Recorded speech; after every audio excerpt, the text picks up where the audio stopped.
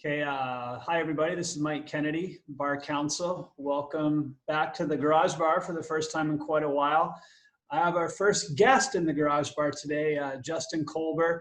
Justin's gonna share with us an event that he's doing this weekend that relates to attorney wellness that I think is a fantastic event with a sad genesis. So we're just gonna start by, Justin, welcome to the Garage Bar. I've never had a guest here before, so welcome. Thank you for doing this. Yeah, thank you, Mike. It's great to be here. I love the background. Thank you. They're participation medals. They're not all, they weren't exactly earned. So you mentioned that before we came on air. So I have to be honest. So just to sort of get us into this, I know who you are. I know what you do. I've known you for several years now, but I don't know if anybody who watches does. So tell us a little bit about Justin. Sure. Yeah. I'm an attorney. I work at the Vermont Attorney General's office. I've been there for going on 9 years or so. I came up to Vermont Law School and did my LLM in environmental law and fell in love with Vermont. And I've stayed here ever since. So I've been here since 2005, licensed to practice law since 2005. I've jumped around a little bit. I've done some private practice. I worked for Vermont Law School for a few years as a staff attorney there. And then I settled into my job at the Attorney General's office, where I feel like it's been the most stable and supportive and enjoyable work that I've been doing. Just which unit do you work in, Justin? I have a split position. I'm in both environmental and consumer protection. And we try to find areas where there's some overlap between those issues. Lead paint in housing, solar energy, toxic chemicals. And I just handle kind of a variety of enforcement and litigation matters for the office. I like it. Consumer protection aren't really too much different than what I do. So you mentioned you came up to Vermont Law School from somewhere else. Where was that somewhere else? Right. So I grew up in New Jersey. I grew up in the suburbs of New Jersey, not too far from the town of Princeton. I went to Rutgers College. I played sports growing up, kind of had that classic background. And then I went to law school at Fordham Law School in New York City. And that's when I started to realize maybe the values that I was surrounded by weren't what I was going for. New York was very congested. I didn't exactly see myself trying to just work at a big firm in New York. And my sister had moved up to Vermont. She was the first of my family to come here. So I've had some exposure to Vermont. And then I looked up Vermont Law School and really started to like what they had to offer, and felt that I was moving towards environmental or something that would feel more service or, natural. And so I moved here from New York, and it was quite a culture shock, but it was exactly what I wanted, and I fell in love with it and have stayed here ever since. I don't think I knew that you went to Rutgers, and we're not going to talk about this today. I'm a huge college football fan, so it's probably good for you that we're not going to be talking about Rutgers college football. Oh, good, yeah. Yeah, my years that I was there, 97 to 01, were not their best football years. I think the shining light my senior year was when they beat Syracuse. Nice, all right. We'll leave it at that then, on a high note. So growing up in New Jersey, I want to turn to that because it's really the meat of what we're talking about today. You had a friend named James growing up. Tell us about James and your relationship from wherever you want to begin with it to wherever you want to end with it. I'll just sort of let you go here. Sure. Yeah, thanks. Growing up in New Jersey, the town of East Windsor, my family lived very close to another family who had a boy and girl exactly the ages of myself and my sister, the same one who moved to Vermont. My sister's older, so it was me and my sister Samantha, and then my friend James and his sister Nicole, and the four of us knew each other since we were born because our families were just neighbors. And so I just grew up with that family, and we spent holidays together. We went on trips, every kind of formative experience of human beings. For me, I feel it was spent with that family, learning to explore the woods and playing. And James and I were instantly bonded over, the classic games of kids of just played. It was the 80s. So we used to imitate WWF wrestling.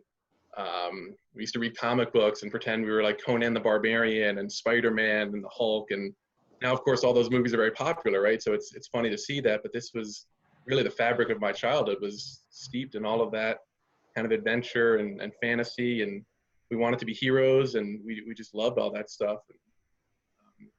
We were friends for years. We stayed in contact for up until high school, but like I'd say once we reached adolescence, things change, and we just sort of grew apart, and we never really spoke again. It was actually kind of sad and ironic that I never really touched base with him as an adult. My sister and his sister stayed in touch a little bit, and I heard updates here and there, but we never reconnected. And then I, of course, went on to become the man I am today. I became a lawyer, and I like to do sports, and I feel like I grew up to become the person that I wanted to be as a little boy with James, which is the idea of some kind of, I don't say I'm a hero, but we grew up with those ideals of helping others. So I kind of did that in my own way. And I learned that James did that in his own way. He joined the armed forces, and then he really fell in love with mixed martial arts. And he became a coach and a trainer in the mixed martial arts community. And he did that for years. But unfortunately, he had his own struggles for whatever reasons.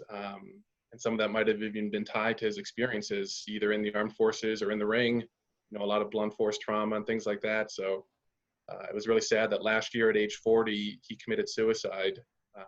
And that's when I obviously heard from the family and got back in touch with them and went to his funeral and learned more about the story and the facts. And it just struck me how the two of us were really cut from the same cloth. I felt very similar, that we were both on a similar path. And that for whatever reason, I've been fortunate to have a very nice, stable, healthful life, but I've worked hard at it. And I think James wasn't able to get that. And so that's been on my mind as, really thinking about that. Yeah, so sorry about James. I can tell it still moves you. Suicide is something I've written about and spoken about for several years now in connection with attorney wellness, because some people may be surprised at this, but lawyers cope with, mental health issues and substance abuse issues at as high rates, if not higher than non-lawyers. And in particular, suicide has affected the profession. Even here in Vermont, we've had 6 lawyers on active status take their own lives within the past 6 years. I did some stats for some programs I did a couple of years ago. And if you take the stats just from non-lawyers in Vermont and apply them to the bar, then in any given year, there are 108 active licensed lawyers who have serious thoughts about suicide within a year. And that's a lot, and that's telling about our profession. But tying it back to James, you're doing something about it. So tell us about the event that's coming up this weekend. Yes. So last summer, as I said, was when James took his own life, right at the time of my own life milestones of turning 40 and getting married.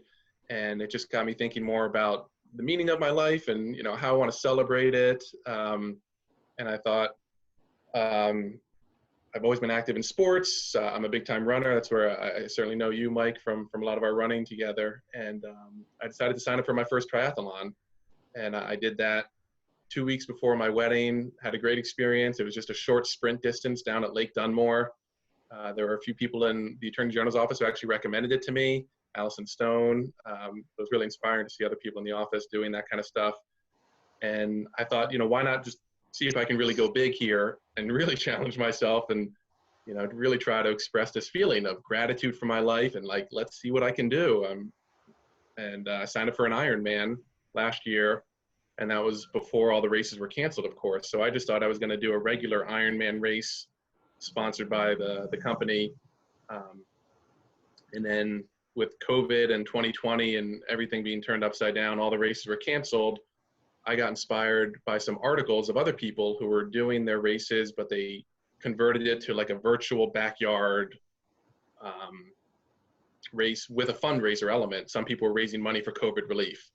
And that's what instantly clicked and got me thinking, this is the perfect combination of ways to still set the goal, achieve the goal I set out to do, and help others and remember James and tie that together as kind of a very explicit reason for why I'm doing this, which was, like I said, it started when I was thinking about these milestones last summer.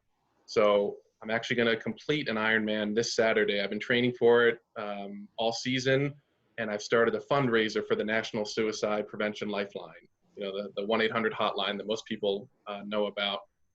And my idea is, by doing this race, raise money, raise awareness, hoping it'll help others. And I'm hoping that the sort of challenge that I've taken on is going to express that feeling of gratitude and remembrance for my friend James, and hopefully it'll be a support for others as well. That's awesome. I can do it at the end, or certainly I can include this afterwards, but is there a website where people can donate to your fundraiser if they want to, or do you want me to just add that into this at the end?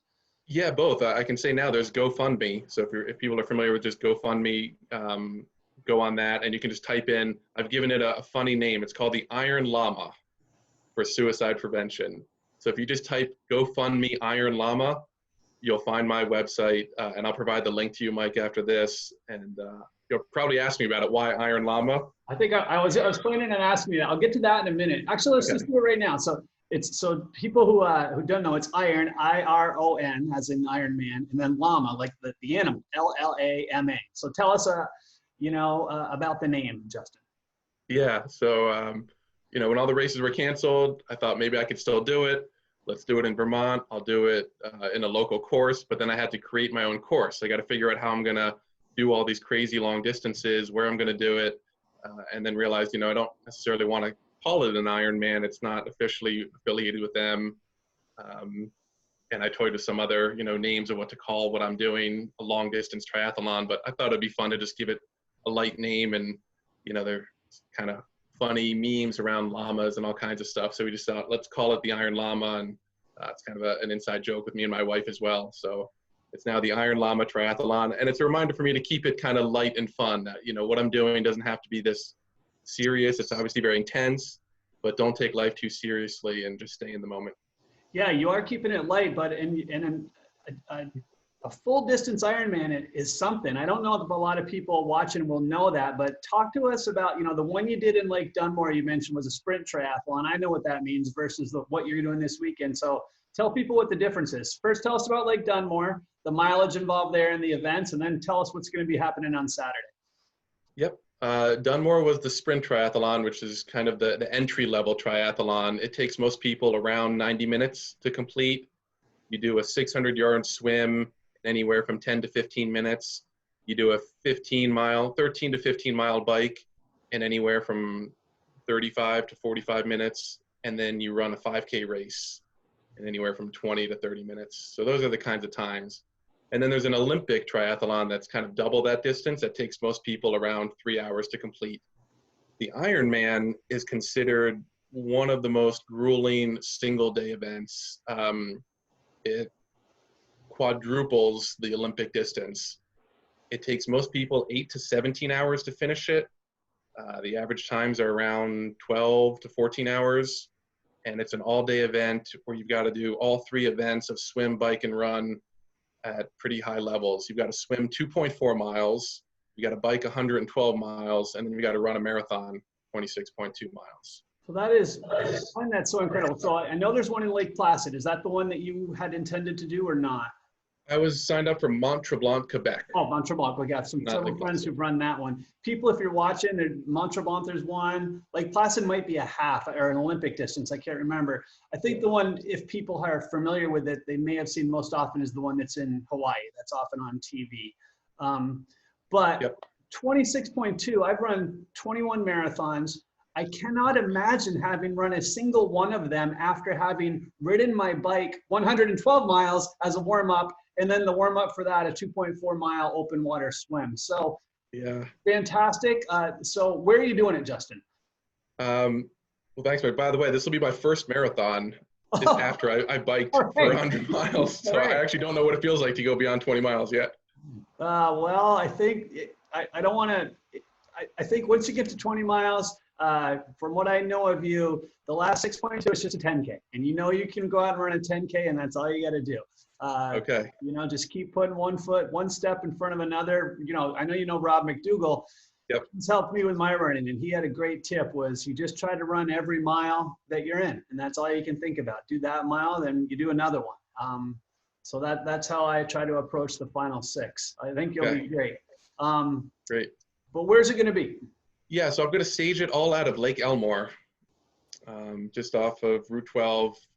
It's a beautiful state park, and that came to me with the help of some of the triathlon community, which I want to put a big plug in for.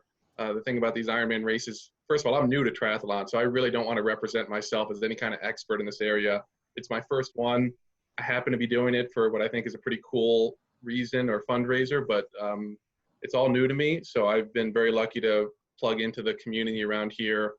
There's a triathlete, a woman by the name of Donna Smyers, who's really well known. She's been to the Hawaii Championships, and she's been putting on some triathlons up at Lake Elmore this summer. They comply with the COVID guidelines. She has permission for that. So we've done a few triathlons there, and it's a beautiful place. It's a very safe course. We can do the run along some dirt roads. The swim is relatively shallow, so I feel safe. And I think the bike portion along Route 12 is relatively safe. There's some shoulder length there, so it's all staged out of Lake Elmore. So 112 miles isn't far though. Is the bike going to be laps around Elmore, or how far away from Elmore do you get? Yeah, I'll do 4 28-mile loops from Elmore to Worcester. Okay. So I'll go down 14 miles to Worcester, come back up, and then repeat that 4 times. So it's funny, you know, comparing sort of athletic endeavors to the practice of law. I feel like you are a perfect example. You're expanding. You've run. I know you've run for a long time. Now you're adding the biking and the swimming. Yeah. The practice of law seems to be different. It seems more and more that people focus on, one particular practice area, especially in private practice. Do you feel like by expanding it keeps you more interested, or do you have any thoughts on that? Maybe I'm just babbling here myself. No, I love looking for those kinds of connections and things, because I do see them, and I see the thing about triathlon. By adding the swim and the bike, it creates this nice balance, but it also creates this sort of never-ending challenge, because you'll never have enough time to achieve perfection in all 3 disciplines. Right. There's even a funny phrase that I hear triathletes say: "Why be good at one sport when you can be mediocre in 3?" And I can relate that to the practice of law in terms of understanding that I've got to find that same balance, that I strive for perfection in my work, but I'll probably never have enough hours in the day to research all the cases, especially in private practice. There's time limits, and, working for the state, we conserve resources. So we always do the thorough job, but it's a reminder to me to just go out there and do as best as you can with what you have, knowing there are real world constraints like time, resources. Is there, of the 3 disciplines, is there one that you feel more confident in, less confident in, one that's sort of just right, or how are you looking at them? So the running was always my strong suit. So I feel pretty comfortable and stable there. And then I'd say the swim has been the surprise breakout hit for me. I was deathly afraid of swimming. I had no background in it.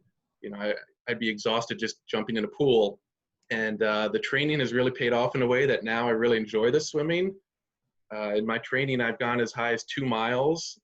And to just hear myself know that I've swam 2 miles already is, it feels really good to be in that water and find that meditative flow. And it really surprised me how much I enjoy it now. And I'm still very slow by, comparison, but I love it.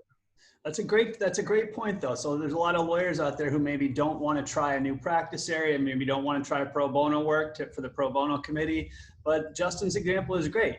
Get out there and try. You never know. You might end up being really good at it. And Justin's already comfortable swimming 2 miles when he just said he used to be like me, petrified of it. Justin, you mentioned the time, and I know that is important to you to have a job in the Attorney General's office with a boss, the Attorney General, who values providing employees with the time to do these to have a work-life balance. Talk to me about, and us, about the importance of your office's support for their attorneys' well-being. Absolutely. It's one of the things I love about the Attorney General's office. Like I said, I was even inspired to do the Lake Dunmore Triathlon by a coworker.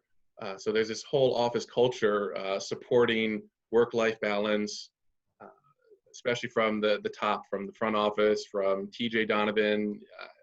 He's very good about, letting us know that the work is always there, but it's so important to take care of ourselves, to be healthy, to find that balance, and to cultivate passion and joy and the things that, do it for you. So whatever it is, gardening, sports, you name it, our office is very open and supportive that find the time to do those things because we know it'll make you a better lawyer.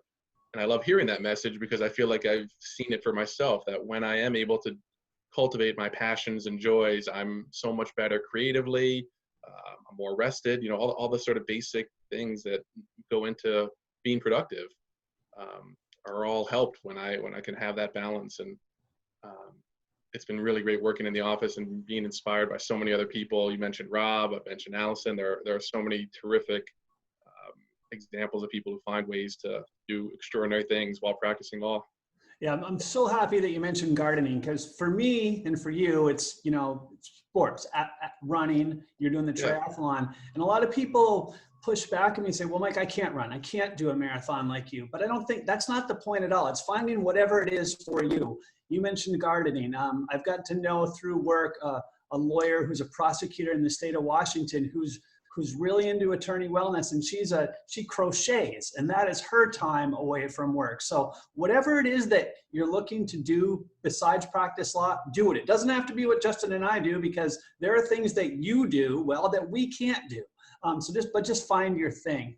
So it's GoFundMe, Iron Llama, suicide awareness. Anything else you wanted to say before we go, Justin? Those are the highlights. Thank you, Mike. And I just want to thank everyone who's already been supporting and donating. The race is this Saturday, August 22nd, and there's going to be lots of people out there, including some coworkers, some friends, some family. And I just want to acknowledge the support I've had, because I can't do this alone. And it's just so nice to be part of the community. And I really thank everyone. All right. Well, thank you very much. And look forward to hearing from you after the event. I hope it goes well. Thanks a lot, Justin. Thank you, Mike. I appreciate it.